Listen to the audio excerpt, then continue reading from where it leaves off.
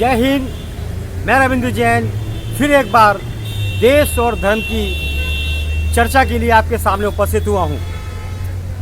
पहली बार गुहार लगाता हूँ माननीय सीएम साहब श्री एकनाथ शिंदे साहब और मंगल प्रभात लोढ़ा जी कैबिनेट मंत्री। गुजारिश करता हूँ, गुहार लगाता हूँ, अगर आपको मेरी बात समझ में आती है तो ज़रूर ठोस कदम उठाएं, अपने मुंबई के लिए ज़रूरी कदम उठाएं। बड़ी घटना 25-26 साल पहले एक खूबसूरत यादगार चौक बनाया गया था, दक्षिण मुंबई 4 कस्तूरबा गांधी चौक। थोड़े दिन चलता रहा। उस चौक पर खूबसूरत एक फुव्वारा था जो चारों तरफ सीपी टैंक की खूबसूरती को चार चांद लगाता था। लेकिन समय बदलता गया, नेता बदलते गए और भ्रष्टाचार में लिप्त दिमाग से पैदल कुछ लोगों ने बीएमसी से साठगांठ करके उस चौक की खूबसूरती के फुव्वारे को तोड़कर वहां पर शौचालय बना दिया गया, अंडरग्राउंड शौचालय बना दिया गया।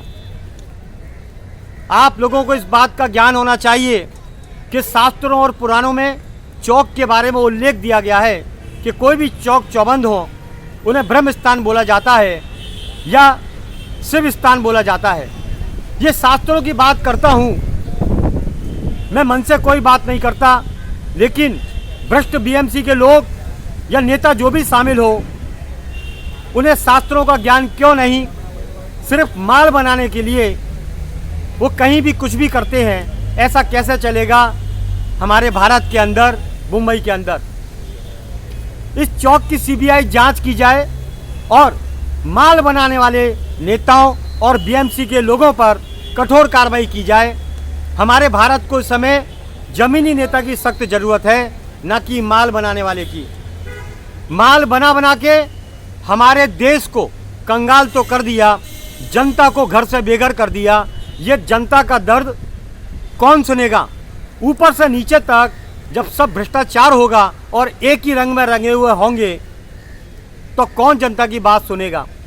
जनता की बात ना तो पहले सुनी जाती थी ना अब सुनी जाती है।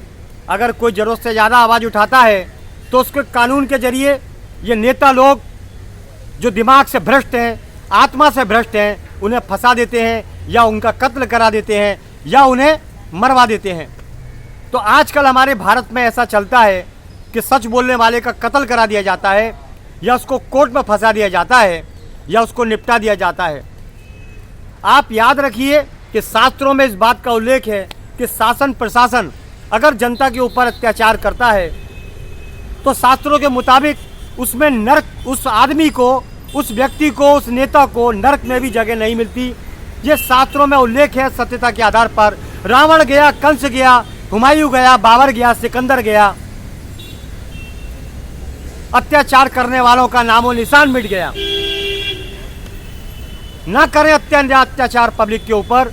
जनता को हक की लड़ाई लड़ने का अधिकार है, लेकिन जनता के हक को मार दिया जाता है, दबा दिया जाता है, उसको गला घोंट दिया जाता है। कैसे चलेगा ये अत्याचार का नाटक और अय्याशी का ये ड्रामा कब तक चलेगा? हमारे भारत में सबसे अमीर अगर कोई है तो हमारे भारत के नेता हैं। सबसे अमीर कोई है तो भारत के गुंडे हैं। सबसे अमीर कोई है तो ड्रग्स चरस का धंधा करने वाले ये लोग हैं। भारत की जनता तो आज भी गरीब है, पहले भी गरीब थी और गरीब रहेगी। ऐसा इन नेताओं का षड्यंत्र है। हमें शर्म आती है कि आज़ादी के उन नेताओं ने भारत को आज़ाद कराने के लिए अपने सीने पर गोलियां खाई, अपने बच्चों का संहार होते देखा, लेकिन इन भ्रष्ट दलाल नेताओं को शर्म नहीं आती कि आज़ादी में जो लोग हमारी भूमि के लिए जिन्होंने खून बहाया, हम उनको शर्मिंदा ना करें। कौन समझाएगा इन लोगों को? कौन कानून बनाएगा? कानून इनकी मुट्ठी में, भारत इनकी मुट्ठी में। 5 साल में 500,000 करोड़ रुपए ये कैसे कमाते हैं हमारे दलाल भ्रष्ट नेता? जनता पूछने का अधिकार रखती है, लेकिन जनता जब पूछेगी तो उसको निपटा दिया जाता है।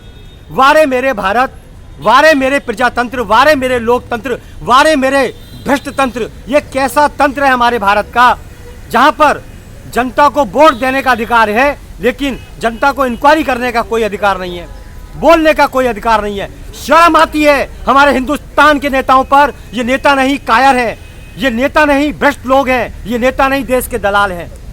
अगर हिम्मत है तो सत्यता से सामना करे और जनता की सेवा में तल्लीन हो जाए। हमें भारत को जमीनी नेता की सख्त जरूरत है। कभी वीर भगत सिंह हुआ करते थे, सुभाष चंद्र बोस हुआ करते थे, शिवाजी महाराज हुआ करते थे, पृथ्वीराज चौहान हुआ करते थे। आज कौन है? इनका नाम लेने वाला कोई नहीं है। आज सिर्फ दलाल बचे हैं। 99% दलाल। हमारा देश दलालों में उलझ गया है। बस ये मेरे को भी निपटा सकते हैं, देशवासियों ये मेरे को भी निपटा सकते हैं, क्योंकि मुझे दर्द बर्दाश्त नहीं होता जनता का। लोगों के बच्चों के पास दूध के पीने को पैसे नहीं है, फीस जमा कराने के लिए पैसे नहीं है। ये नेता अपनी दुकानदारी करते हैं, नेता अपनी दुकानदारी करते हैं। आदमी सुबह काम से निकलता है, तकलीफ पाता हुआ, मेहनत करता हुआ, रगड़ता हुआ घर पहुंचता है। औरत पूछती है क्या कमा के लाए? बोले जो कमाया था वो वसूली करने वालों ने छीन लिया। अरे शर्म आती है। धिक्कार है ऐसे नेताओं को, धिक्कार है ऐसी सरकार को, धिक्कार है ऐसे कानून को, और ये एजेंसियां जो दुकान चलाती है उनको भी धिक्कार है। अगर शर्म है, अपने बच्चों को बचाना चाहते हो कुदरत से, तो सत्यता पे चलो, सत्यमेव जयते का पालन करो, ना कि नाटक करो। जय हिंद। मैं आप लोगों के लिए लड़ता रहूंगा। एक दिन तो सबको मरना है, मुझे भी मरना है, लेकिन जाको राको साइया मार सके ना कोई, जब तक ऊपर वाले के यहाँ से बुलावा नहीं आएगा। मेरा चंद नेता कुछ नहीं बिगाड़ सकते, मेरा एजेंसियां कुछ नहीं कर सकती। चलिए आप मुझे दुआ देते रहिए, मैं आपके लिए लड़ता रहूंगा। मैं नहीं कहता हूँ कि मेरे साथ आओ, आप सिर्फ मुझे दुआ देते रहो। दुआओं में वो ताकत है, मृत्यु के मुंह को खींच के ले जाती है। चलिए जय हिंद। मैं रविंद्र जैन।